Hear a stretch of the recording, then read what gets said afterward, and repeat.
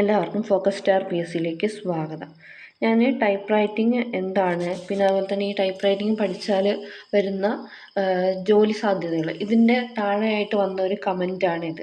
ഈ ആധുനിക technology യുഗത്തിലും type writing speed നോക്കുന്നത് എന്തിനാണെന്ന് മനസ്സിലാകുന്നില്ല. ആരെങ്കിലും പറഞ്ഞു തരാമോ? കീബോർഡ് ടൈപ്പിംഗ് സ്പീഡ് നോക്കിയാൽ പോരെ ഇനിയുള്ള കാലത്തൊക്കെ? സ്വാഭാവികമായിട്ടും വരുന്നൊരു സംശയമാണ്. അപ്പോൾ ഇതിനെക്കുറിച്ചാണ് ഇന്നത്തെ വീഡിയോയിൽ പറയാൻ വേണ്ടിയിട്ട് പോകുന്നത്. ഓക്കെ, അതായത് ഇന്നത്തെ കാലത്ത് നമുക്ക് ടൈപ്പ് റൈറ്റർ എന്ന് പറയുന്ന ഒരു പഴയ മെഷീൻ ഉപയോഗിക്കേണ്ട ഒരു കാര്യമില്ല, ശരിയല്ലേ? നമുക്ക് ആധുനിക യുഗത്തിൽ ഈ ടൈപ്പ് റൈറ്റിങ്ങിന് പകരമായിട്ട് നല്ല രീതിയിൽ മാറ്റം വരുത്തിയിട്ടുള്ള മെഷീൻസ് അവൈലബിൾ ആണ്. അതായത് കമ്പ്യൂട്ടർ അവൈലബിൾ ആണ്, കമ്പ്യൂട്ടർ, ലാപ്ടോപ്പ് തുടങ്ങിയവയൊക്കെ അവൈലബിൾ ആണ്. അപ്പോൾ ഈ ഒരു സാഹചര്യത്തിൽ നമ്മൾ ടൈപ്പ് റൈറ്റിംഗ് അല്ലെങ്കിൽ ഈ ടൈപ്പ് റൈറ്റർ ഉപയോഗിക്കേണ്ട എന്താണ് കാര്യമുള്ളത് എന്നുള്ളതാണ് ചോദിക്കുന്നത്. ശരിയാണ്.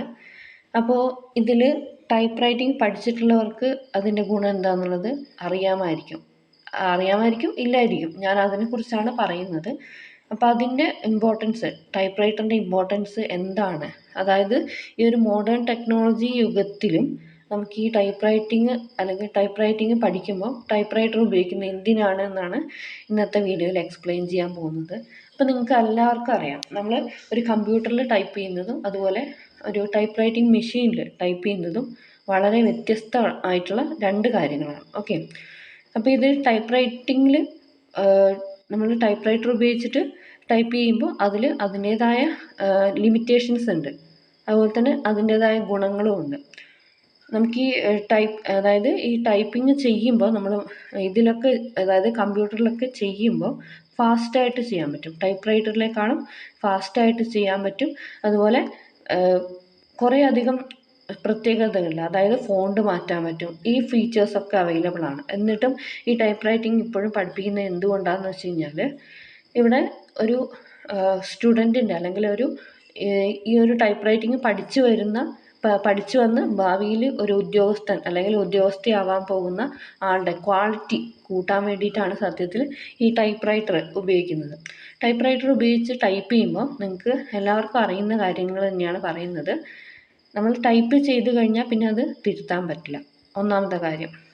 പിന്നെ ഇതിൽ ടൈപ്പ് ചെയ്യുമ്പോൾ നമ്മൾ കറക്റ്റ് പഠിക്കുന്ന സമയത്ത് നല്ല ഫോഴ്സ് കൊടുത്തു കഴിഞ്ഞാൽ അവിടെ ഈ ഒരു കീസ് പ്രസ് ആവുള്ളൂ. അതുപോലെ തന്നെ നമ്മളിപ്പോൾ എന്തെങ്കിലും ഒരു മാറ്റർ ടൈപ്പ് ചെയ്യുമ്പോൾ ഹെഡിങ് ഒക്കെ നമ്മൾ കറക്റ്റ് സ്പേസിങ് എടുത്ത് അത് എണ്ണി നടുക്കിലേക്കൊക്കെ ചെയ്യണമെങ്കിൽ പിന്നെ മൊത്തം സ്പേസുകളും എണ്ണിയിട്ട്, അതുപോലെ തന്നെ ഹെഡിങ്ങിൻ്റെയൊക്കെ സ്പെല്ലിങ് എണ്ണിയിട്ട് കറക്റ്റ് സ്പേസിലാണ് നമ്മൾ ടൈപ്പ് ചെയ്യേണ്ടത്. ഓക്കെ, അപ്പോൾ ഇതൊന്നും നമുക്ക് എന്ത് ചെയ്യേണ്ട, ഇങ്ങനെ എണ്ണി ചെയ്യേണ്ട കാര്യം ഇപ്പം ഇല്ല. പക്ഷേ ഇതിൽ ടൈപ്പ് റൈറ്റിംഗ് അല്ലെങ്കിൽ ഈ ടൈപ്പ് റൈറ്റർ ഉപയോഗിച്ചിട്ട് പഠിക്കുമ്പോൾ വരുന്ന ഗുണങ്ങൾ എന്തൊക്കെയാണെന്ന് വെച്ച് കഴിഞ്ഞാൽ, ആക്യുറസി ഏറ്റവും ഇമ്പോർട്ടൻ്റ് ആണ്. അതായത് ഒരു ഗവൺമെൻറ് ഉദ്യോഗസ്ഥനായിക്കോട്ടെ, ഏതൊരു ടൈപ്പിംഗ് ജോലി എടുക്കുന്ന ഒരാൾക്ക് വേണ്ടത് ആക്യുറസിയാണ്, അതുപോലെ തന്നെ നീറ്റ്നെസ് ആണ്. ഓക്കെ, അതിന് വേണ്ടിയിട്ടാണ് സത്യത്തിൽ ഈ ടൈപ്പ് റൈറ്റർ ഉപയോഗിക്കുന്നത്. നിങ്ങൾക്ക് എല്ലാവർക്കും അറിയാം, നമ്മൾ ഈ ടൈപ്പ് ചെയ്യുമ്പോൾ നമ്മൾ ടൈപ്പ് റൈറ്ററിൽ ഒരിക്കലും തിരുത്താൻ പറ്റില്ല. അപ്പോൾ ഇതിൽ നമ്മൾ ടൈപ്പ് റൈറ്ററിൽ ടൈപ്പ് ചെയ്യുമ്പോൾ അത്രയും ശ്രദ്ധയോട് കൂടിയിട്ട് വേണം ടൈപ്പ് ചെയ്യാൻ വേണ്ടിയിട്ട്. അപ്പോൾ അതിൽ എന്തെങ്കിലും ഒരു അക്ഷരമോ എന്തെങ്കിലും ഒരു സെൻറ്റൻസോ മാറിപ്പോയി കഴിഞ്ഞാൽ തീർച്ചയായിട്ടും അവിടെ എന്ത് ചെയ്യാൻ പറ്റില്ല, തിരുത്താൻ പറ്റില്ല. അതുകൊണ്ട് തന്നെ ഇതിൽ തന്നെ ടൈപ്പ് റൈറ്ററിൽ പഠിക്കുന്നത് കൊണ്ട് തന്നെ നമ്മൾ അത്രയും ശ്രദ്ധയോട് കൂടിയിട്ട് പഠിക്കാൻ പറ്റും. അതുപോലെ തന്നെ മാക്സിമം എറേഴ്സ് ഒഴിവാക്കാൻ പറ്റും, അതുപോലെ തന്നെ ഒമിഷൻസ് കുറയ്ക്കാൻ പറ്റും. ഓക്കെ, അതൊന്നാമത്തെ കാര്യം, അതൊരു ഗുണമുള്ള കാര്യമാണ്. പിന്നെയെന്ന് പറഞ്ഞാൽ, ഇപ്പോൾ ഒരു നോട്ടീസോ അല്ലെങ്കിൽ മറ്റുള്ള എന്തെങ്കിലും ഒരു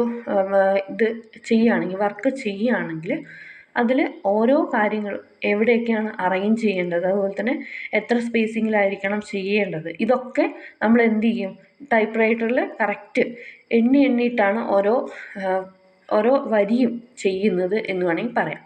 അപ്പോൾ അങ്ങനെ ആകുമ്പോൾ ആ ഒരു മാറ്റർ എങ്ങനെ ടൈപ്പ് ചെയ്തെടുക്കണം എന്നുള്ളത് തീർച്ചയായിട്ടും ആദ്യമായിട്ട് ചെയ്യുമ്പോൾ കുറേ തവണ തെറ്റി പഠിക്കുമ്പോൾ നമ്മളത് പിന്നീട് അത് ചെയ്യുമ്പോൾ മറക്കില്ല. പക്ഷേ അതേസമയം നിങ്ങളൊരു കമ്പ്യൂട്ടർ ഉപയോഗിച്ചിട്ട് ഇതുപോലെ ടൈപ്പിംഗ് പഠിക്കുകയാണെങ്കിൽ ഒരിക്കലും ഇത്ര ആക്യുറസി കിട്ടില്ല. എന്തുകൊണ്ടാണെന്ന് വെച്ച് കഴിഞ്ഞാൽ ഇവിടെ എഡിറ്റിങ്ങിനുള്ള ഓപ്ഷൻ അവൈലബിൾ ആണ്. അതുകൊണ്ട് തന്നെ അത്രത്തോളം ശ്രദ്ധ നമ്മൾ അതിൽ കേന്ദ്രീകരിക്കില്ല. അതുപോലെ തന്നെ എന്തെങ്കിലും ഒരു നോട്ടീസോ അങ്ങനെ എന്തെങ്കിലും ഒരു വർക്ക് ചെയ്യണമെങ്കിൽ അതിന് നമ്മൾ വലിയൊരു ബുദ്ധിമുട്ട് അല്ലെങ്കിൽ ഒരു റിസ്ക് എടുക്കില്ല. കാരണം എന്താണെന്ന് വെച്ചാൽ നമുക്കത് എഡിറ്റ് ചെയ്യാൻ പറ്റുന്നത് കൊണ്ട് തന്നെ നമുക്കതറിയാം, എഡിറ്റ് ചെയ്യാൻ പറ്റും എന്നുള്ളത് അറിയാം. അപ്പോൾ അത്രത്തോളം ശ്രദ്ധ അതിൽ വരില്ല. ഓക്കെ, അപ്പോൾ നിങ്ങൾക്ക് ഇതിൻ്റെ രണ്ടിൻ്റെയും വ്യത്യാസം മനസ്സിലായെന്ന് വിചാരിക്കുകയാണ്. അതായത് ടൈപ്പ് റൈറ്ററിൽ ഉപയോഗിച്ചിട്ട് നമ്മൾ എന്തൊരു വർക്ക് ചെയ്യുകയാണെങ്കിൽ അത്രത്തോളം കോൺസെൻട്രേഷൻ, അതുപോലെ തന്നെ അത്രത്തോളം കോൺസെൻട്രേഷൻ ഉണ്ടെങ്കിൽ മാത്രമേ അത് വർക്ക് കറക്റ്റായിട്ട് കിട്ടുള്ളൂ. അതിന് വേണ്ടിയിട്ടാണ് ഈ ടൈപ്പ് റൈറ്റർ ഇപ്പോഴും ഉപയോഗിക്കുന്നത്. ഓക്കെ, അതായത് പഠിച്ചിറങ്ങുന്ന ഒരു സ്റ്റുഡൻറ്റിൻ്റെ ആക്യുറസി അല്ലെങ്കിൽ അവരുടെ കോൺഫിഡൻസ് ലെവൽ കൂട്ടാൻ വേണ്ടിയിട്ടാണ് സത്യത്തിൽ ഇപ്പോഴും ടൈപ്പ് റൈറ്റർ ഉപയോഗിക്കുന്നത്. ഓക്കെ, അപ്പോൾ ഇത്രയും കാര്യങ്ങളൊക്കെ ഉള്ളൂ, എല്ലാവർക്കും മനസ്സിലാവുന്ന കാര്യങ്ങളാണ് ഉള്ളത്. അപ്പോൾ ഈ വീഡിയോ നിങ്ങൾക്ക് ഉപകാരപ്രദമായെന്ന് വിചാരിക്കുന്നു. Thanks for watching. Have A nice day.